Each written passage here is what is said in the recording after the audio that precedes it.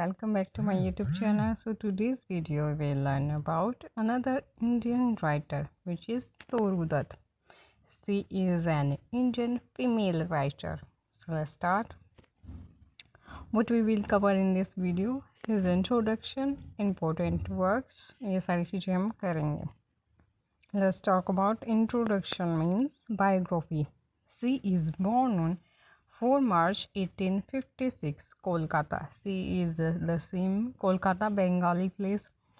So she is died in early age at the age of 21 in Kolkata. Occupation is about she is a poet, novelist, and translator. Languages that he knows: English, French, Bengali, Sanskrit. काफ़ी सारी languages की knowledge इन्हें थी.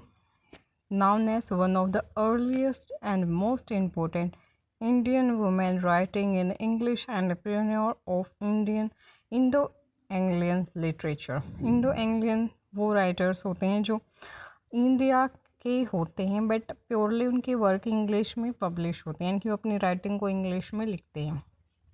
ऐसे is that why C is called Indo-Anglian. ठीक है, I hope you understand all this thing कि इन्हें इतनी सारी नॉलेज थी. इनका बहुत ही महत्वपूर्ण रोल है. ये पहली वुमेन है जो फ्रेंच में जिन्होंने चीज़ें लिखी.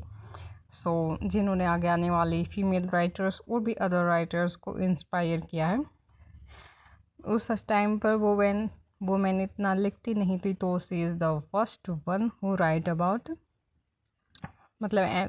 who write about want to write literature in many languages.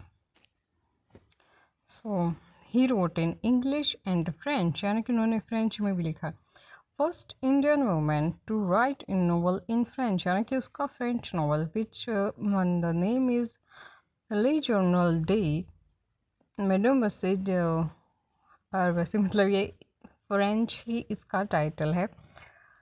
So let's again pioneer of Indian writing in English. बहुत ही अहम रोल है इनका इंडियन राइटिंग में.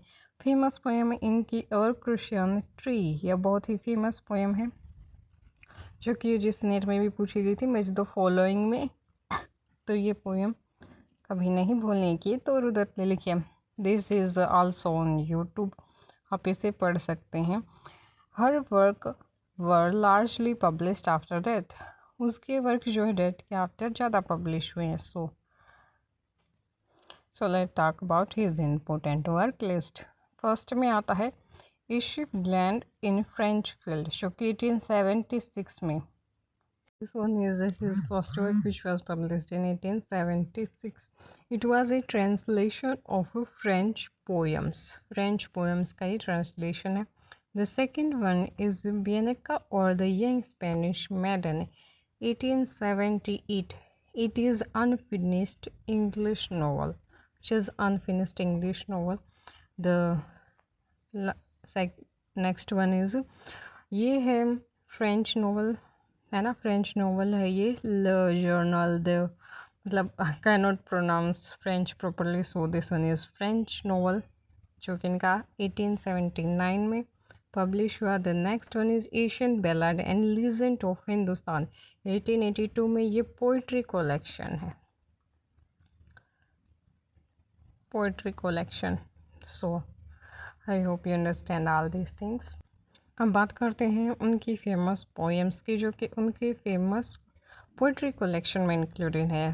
First one is our casuarina tree, मतलब ट्री लिखना मैं भूल गई, ट्री ही छाप दिया मैंने. So our casuarina tree. The next one is the lotus, Sita, Lakshman, Savitri, Buttoo, Prahlad, Jogadhya, Uma, the royal ascetic and the hind. यानी कि इनकी जो भी पोइट्री में बातें होती थी, ये जो माइथोलॉजी और जो लीजेंड होते थे, ये उन पे ज़्यादा लिखती थी. नेचर के बारे में भी ये लिखती हैं. यानी कि इनकी जो चीज़ें हैं वो माइथोलॉजीज़, नेचर, लीजेंड्स, इनके आसपास कवर करती हैं ये इन सारी चीज़ों को. बिकॉज द हिस्टोरिकल, देखो ये सीता और जो लक्ष्मण वाली चीज़ें हैं ये हमारी माइथोलॉजीज़, रामायण से ली गई हैं. So never forget this important famous works by him. So I hope you understand all these things. Thank you so much for your attention. In very short we will cover बाकी के हम सारे writers भी इसी तरह cover करेंगे. बहुत ही short time में हम लोग बायोग्राफी और उनके वर्क्स करें. So like share and subscribe. Keep learning, keep drawing, keep smiling.